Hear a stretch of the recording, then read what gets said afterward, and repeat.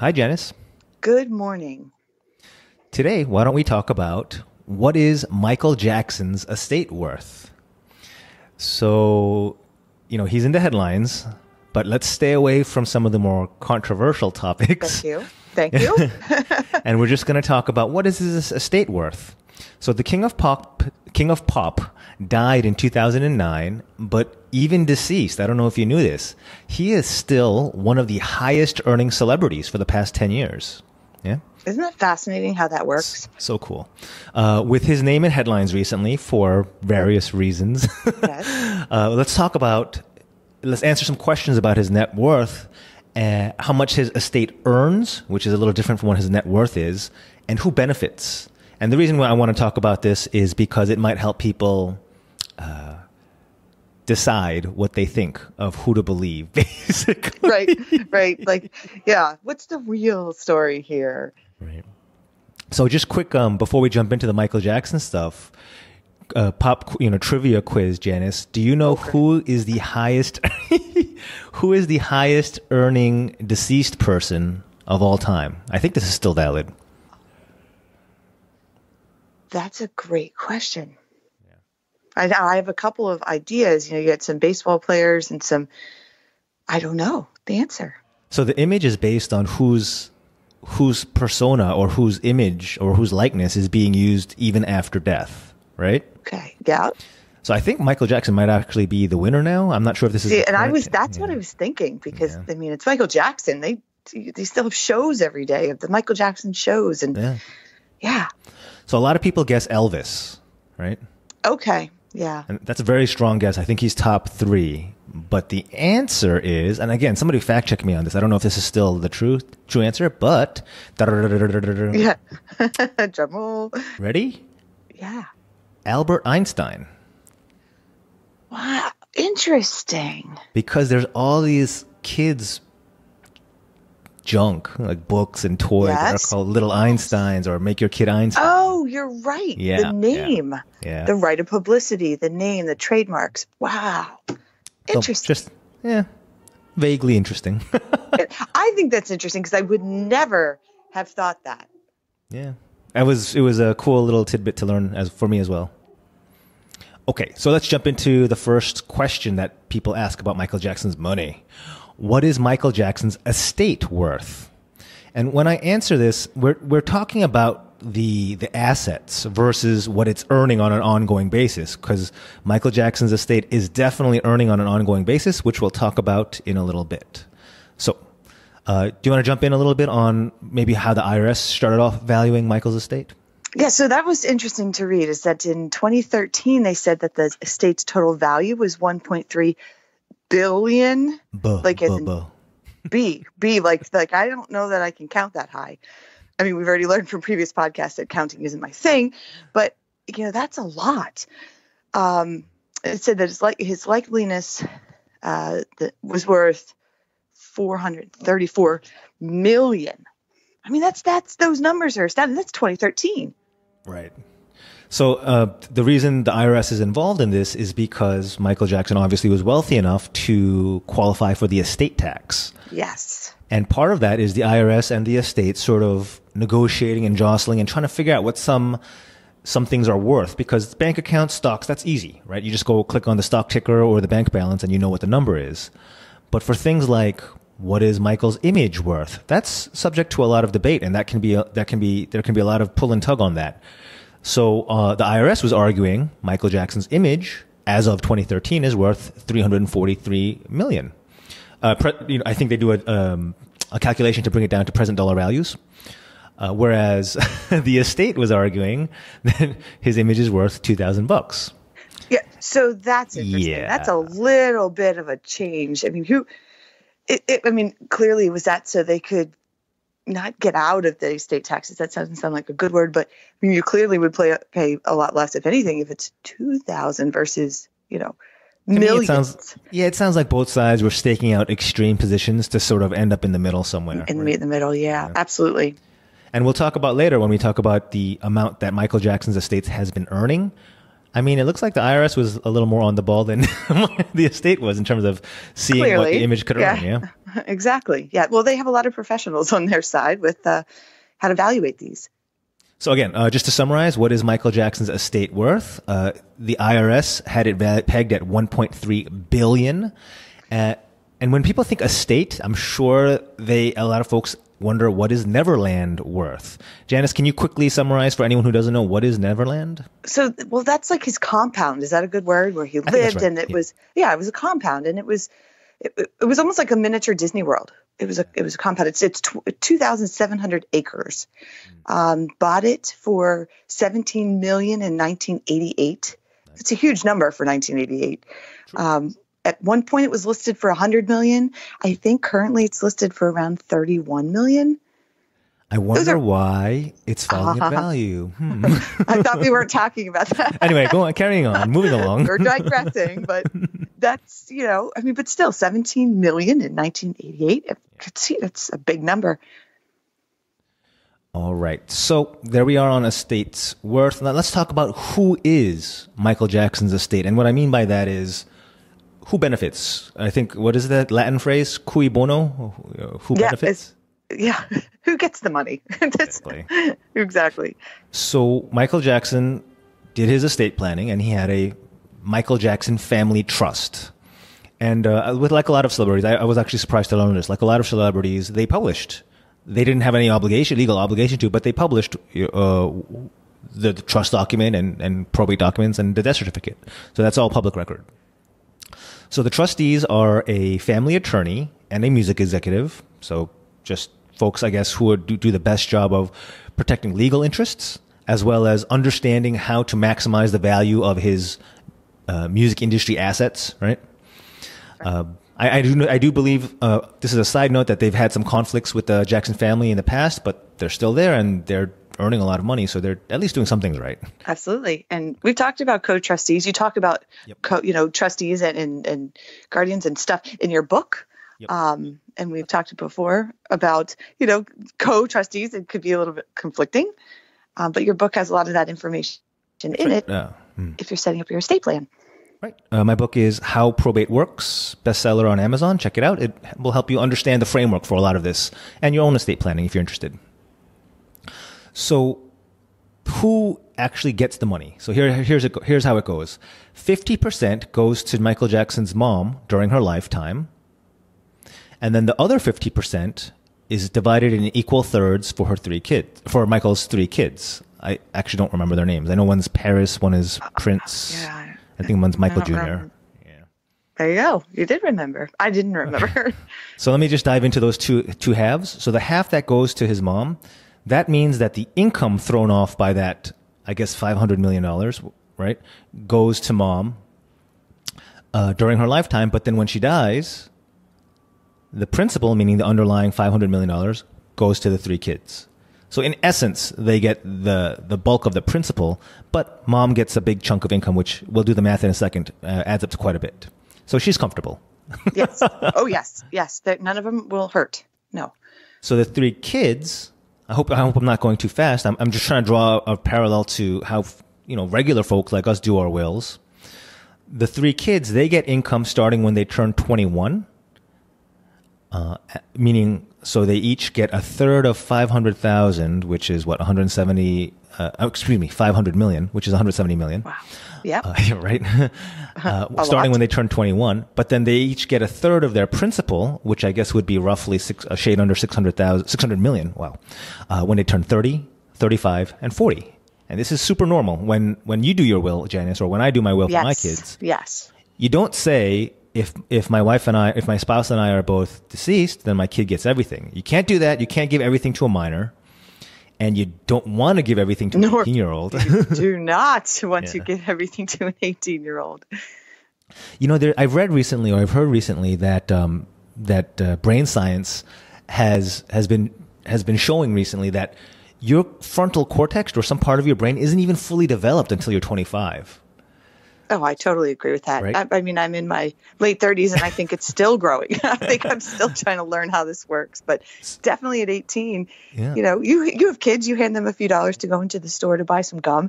All your money's gone. They come out with nothing that's going to be of any value. But you certainly don't want to hand them your estate at 18. I mean, you might think, oh, I don't have any money or I don't have much money. They can handle what I give them. Don't forget about your house. Don't forget about your life insurance.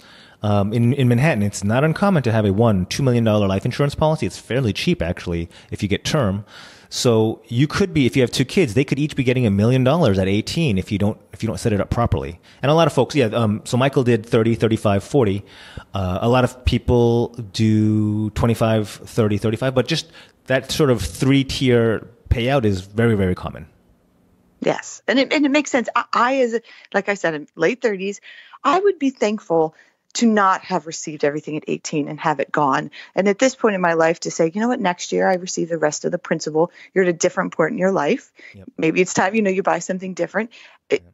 They might not think it's great at 18, but when you're 40, it's going to be really great that you didn't blow it all originally. Yeah, if you picked a great trustee to manage the money for you along the way. Oh, yes, therein lies another podcast. Yeah, very good. Choose one, yes. So I want to point out who doesn't benefit, who gets no financial incentive from Michael Jackson's estate, and it might help you understand everyone's point of view. His siblings get nothing, meaning Janet, I can't even name them all, Janet, Latoya, Tito, Marlon, I'm doing it, Jermaine, I know a lot actually. Okay, you're actually doing really good. But yeah, they have no financial stake in this. I guess maybe the family name has as a brand, but yeah, they get nothing. And the mothers of Michael Jackson's children, I think there's 2 different women, they don't get anything. They were settled out, or upon divorce they got paid out, a long time ago. So they don't have any stake in this either. Well, you know what? He must have had someone that was helping him plan, that pointed out the pros and cons to adding brothers and sisters and the children's mothers, if they were already taken care of, but the children weren't. So it's probably something he had to weigh out beforehand. Yeah. So let's do a little quick math to help understand what this means when I say that the mom gets income from half for her life and the kids get income until they turn 30 and so on. And we'll use Michael Jackson's example just to blow your mind. And then maybe we'll talk about it for like normaler folks. Normal people. Right. Okay. So if the estate is worth $1 billion, and I rounded it down just to make it nice and easy to do the math, and let's assume 4% income per year, which is a conservative number, right? You can do better than that, but 4% is actually a fairly standardized number. So on $1 billion, that's $40 million in income per year for the whole estate. And income, I mean dividends, interest, in case anyone's kind of struggling with that, right? So, and $40 million a year, that means mom, I apologize, I don't remember her name, but she's earning, or she's receiving $20 million a year, every year for the rest of her life. Okay. I don't know about you. I think I could probably live comfortably with that. Yeah. So if anyone's thinking, oh, he only gave his mom income on half, not the actual half, she's fine. $20 million a year. She'll be okay. Right. So if you can't budget accordingly to $40 million a year. Yeah, exactly. So I broke it down. So mom's $20 million per year is actually $1.7 million per month. Not too shabby. I think she can cover the rent, right? Yes. Yes. Actually, I don't know if she's living on Neverland, and that's $385,000 per week, or $55,000 per day, just receiving from the income. Wow. Yeah. I think that is the best number that you said. $55,000 per day. Most people make that in a year. Do you think she hesitates to supersize it or to get the grande latte? I don't think so. No, I that is my guess that no, they don't have to worry about, should we get pizza tonight or use the coupon for the Chinese food? The coupon. That'd be awesome if she used coupons. That would be so great. Maybe she does, actually. We don't know. But I think with $55,000 a day, she can make those decisions. So let's do the same. I mean, that was for fun. And the kids each get a third of that. So each of the 3 kids is currently receiving, what is 55 divided? $17,000 per day. Not too shabby. No. Right? I could live off that. So let's do it. Let's do that for normal folks. Yeah. Yes.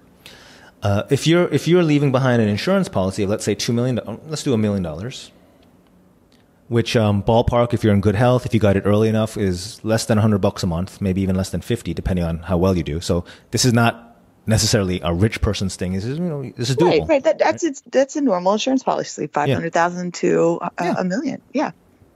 So if you're throwing off 4% a year, that's $40,000 a year, right? Yes. If you have two kids, that's $20,000 a year each, just on the interest. Remember, the $1 million is still there. Correct. Right. So without doing anything, without having graduated college or even getting their first job, your kids are earning or receiving, $1,600 per month.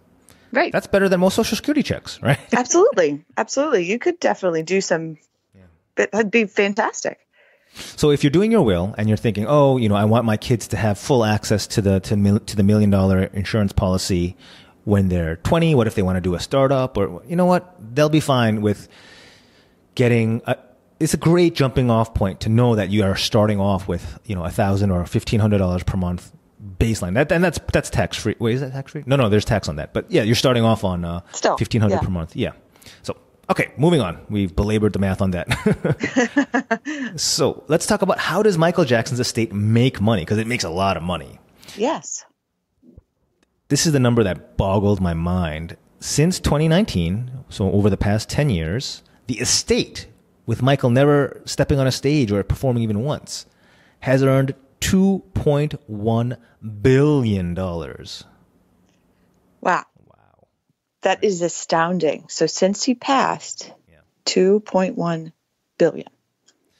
And you might be wondering, I don't hear Michael Jackson on the radio that much. I haven't bought a CD or an iTunes or whatever you call it. So how is it making all that money? I mean, I'm sure music royalties are a big part of it. But another example is the Cirque du Soleil show. The Cirque du Soleil, yes. Thank you for correcting my pronunciation. It's the Cirque du Soleil, which I didn't know until I read this. That I mean, it's huge. It's always sold out. It's amazing. I've never been, but are you familiar with it? I vaguely. It's kind of like a circus, but they have these incredible aerobatics and these. I mean, it's pretty neat. It's definitely neat. So they brought in from 2011 to 2014 the tour that I guess is somehow attached to Michael Jackson's music or something along those lines. Okay. That tour earned $360 million. $360 million. Wow. There are living, I guess, performers who would dream to do a tour like that, right? Right. But like I said, they're always sold out. It's this national tour. I mean, I could see how it would make that much. But that's an incredible amount of money. And that's why he's the king, yeah? Yes, exactly. The fact we're talking about these astronomical numbers just gives you a slight, indication of what he did. So lastly, we're going to talk about a specific deal that Michael did that I think is amazing. I did not know this, and it contributes to why his estate is earning so much. Did you know that the question is, did Michael Jackson's estate own the Beatles catalog? Did you know about this, Janice? I did not. No, I didn't. Yeah. But I can't fathom the value. And the answer is yes. Michael Jackson bought the Beatles catalog in 1985 for $47 million. 47 and a half. So that's actually a huge amount of money for 85. But Janice, what do you think? Was that a sound investment? Absolutely. That was a brilliant investment. So he bought in 85 for, let's call it, a shade under $50 million. He sold his, without going into all the machinations, the estate sold the catalog in 2016. I think they sold it in part to Paul McCartney. There's a whole story behind that we won't get into. But he sold it, 30 years later for, drumroll, $750 million. Wow. Do people still listen to the Beatles? I'm very out of touch with music. I think so. I mean, it's the Beatles. It's the Beatles. It's like, but wow, the numbers. That's amazing. Great investment. Shows that Michael didn't just know music as a performer, but also he just knew the industry and knew where things were perhaps undervalued, right? Yeah, he knew the value. He saw that, and I mean, that was a brilliant investment. I think so too. That was just really, really cool to learn. Yes. All right. So that's all we have on Michael Jackson's worth. I hope we covered everything. We covered his net worth, who gets what's the income, and that really cool deal that that generated a lot of income for them. What is this, Janice? How does this make you feel about the news about Michael Jackson? I don't want to go too deep into it. The news, here's my thing is I don't follow the news much because it's nothing ever good comes out of listening to the news. Let's just face it. But if you just take everything else out of it and you look at this here, he made some really good financial investment decisions. And it sounds to me, I don't know how you feel as the professional, but the estate plan, it wasn't bad. I mean, he set up for the children. He has it so they don't get it all at once. He did some good things to prepare for this situation. It sounds like he chose good executors and trustees because it sounds like they're doing a bang-up job investing and managing the money, right? Right. Yeah. Okay, cool. That's all we have for today. Very good. All right. So hope this helps you make your own decisions about Michael and the situation. And I hope you learned a little bit something about estate planning and probate. And we'll talk to you next time. Thanks, Janice. We'll talk soon. You're welcome. Talk soon. Bye now.